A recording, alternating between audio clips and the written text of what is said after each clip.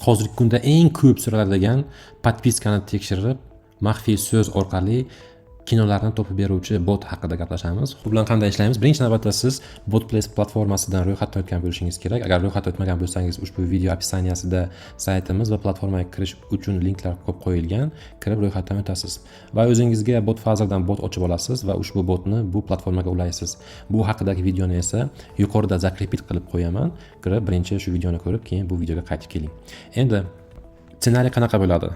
Mijozimiz YouTube'da videoni ko'rdi va kino roliki yoqdi va yoqqandan so'ng 95 so'zini kiritgin va Transformer kinosini yuklab olib ko'rgin degan xabar yuborildi. Xo'p, nima qiladi odam? O'sha botni linkini ustiga bosib, ushbu botga start beradi. Start bosgandan keyin biz kanalga podpiska qilishini so'raymiz. Podpiska qilgandan so'nggina unga u xohlagan kinosini kodini kiritishni va uni ko'rishini taklif beramiz. Buning uchun biz hozir tayyor shablon qilib qo'yganman mana. Xo'p, kanalga podpiska qilgin deymiz va podpiska qilish uchun bir nechta kanallarni qo'yib qo'yishimiz mumkin. Menda hozir bitta kanal qo'yilgan. Endi nima qilinadi? Podpiska qilgandan keyin tekshirib ko'radi. Agar tekshirish jarayonida u podpiska qilmagan bo'lsa, yo'q sen podpiska qilmagansan deydi. Xato deb xabar keladi va qayta podpiska qilishini so'raydi va yana tekshirib ko'radi. Endi nima bo'ladi? Agar u to'g'ri javob bergan bo'lsa, unga to'g'ri, endi kino kodini kiritgin deydi va u kino kodini kiritish kerak. Kino kodini biz tekshirib, unga o'zi xohlagan kinoni taqdim etishimiz kerak. Xo'p, shartlar qo'yish bo'yicha alohida video qilingan, shartlarni qo'yish va kanallarni botga ulab tekshirish bo'yicha alohida videoni yuqori burchakda men zakrepit qilib qo'yganman va shu video opisaniyasi ichida ushbu videoni linkini qo'yganman. Kirib, qanday qilib shartlar qo'yish va Telegram kanalga botni tekshirish uchun qanday ulash kerakligini ko'rib chiqishingiz mumkin. Endi esa biz hozir sizlar bilan maxfiy so'zlar orqali kinolarni taqdim etishni ko'rsatib o'tamiz. Xo'p, buning uchun bizga переключатель degan blok kerak bo'ladi. Bu blok maxsus spetsialniy bo'limiga turadi va mana bu yerda tanlab olasiz. Mana tanladik. Endi mijozimiz podpiska qilib bo'lgandan so'ng любая другая frazaga ulab qo'yamiz. Ya'ni u hozir bizga bu yerda 95 so'zini kiritadi va o'zi xohlagan kinoni oladi.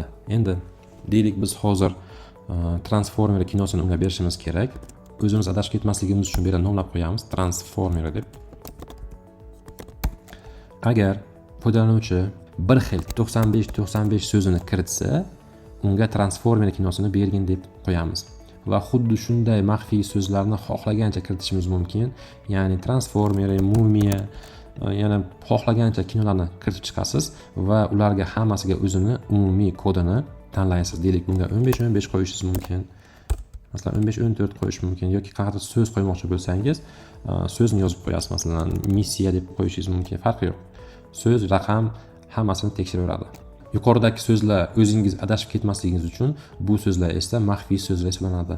Biz hozir bitta 95 ni ko'ramiz va u 95 so'zini kiritsa, переключатель uni tekshiradi va to'g'ri topgan so'zga javobni beradi. Ya'ni mana bu yerga hozir biz Transformer deb yozamiz.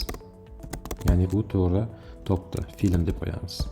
Ya'ni filmni linkini yoki faylini qo'yishimiz mumkin bo'ladi. Agar ikkinchisini kiritib qo'yaylik, yana bitta test qilib ko'ramiz keyin. Agar buni kiritsa, Mumiya chiqadi, beradi, Mumiya deb yozamiz. Mana Mumiya kinosini chiqadi. Mijozimiz biz aytgan raqamni kanalga podpiska qilgandan keyin teradi. Agar raqam topilmasa, unga xabar boradi. Afsuski, siz yozgan raqam mavjud emas deymiz. Ya'ni u xato raqam kiritdi. Afsuski, raqam mavjud emas. Qayta tekshiring deymizda. Qayta tekshirish uchun nima qilish kerak bo'ladi? U yana raqam yozish kerak bo'ladi. Raqam yozgandan keyin yana tekshirib ko'ramiz. Ya'ni buni ham переключательga ulab qo'ydik. Yana qayta tekshirish uchun raqam kiritadi va yana tekshiradi va yana bu bo'limga o'tadi. Va bu bo'limga o'tgandan so'ng u har doim deylik yangi kinoni ko'rmoqchi bo'lsa, yana shu botga qaytib kelsa, buni biz asosiy menyuga qaytarish uchun tugma qo'yib qo'yamiz. Ya'ni deylik ana asosiy menyu deb qo'yamiz. Xo'p, bu menyuni inline qilib qo'yamizda. Mana endi knopka inline bo'ldi. Inline bo'lgandan so'ng buni asosiy menyuga kiritamiz. Ya'ni asosiy menyuga u qaytgan paytda doim podpiskani tekshirishga o'tadi. Ya'ni u podpiskadan chiqib ketgan bo'lishi mumkin va yana kinoga kino tekshirishi mumkin bo'ladi va yana qayta podpiska qilishni so'raymiz har doim. Endi logika bo'yicha shunday, agar sizda boshqa xil logika bo'ladigan bo'lsa, uni o'zingiz tayyorlashingiz mumkin bo'ladi. Xo'p, endi transformerni biz unga kodini berdik, kanalga podpiska qildirdik va unga kodni aytamiz. Keyin shuni Telegramda ko'rib chiqamiz. Mana Telegramga startni bosamiz. Biz allaqachon Telegram kanaliga podpiska qilganmiz, podpiskani tekshirishni bosamiz. Mana biz podpiskani уже qilganmiz. Endi kino kodini kiriting. Deylik o'zi xato raqam kiritamiz. 45. Afsuski raqam mavjud emas, qayta tekshiring deyapti. Boshqa raqam kiritamiz. Yana afsuski deyapti. Endi transformerning kodi 95 edi. Mana. Xo'p. Mana 95 transformeri 95 bo'lamiz. Mana.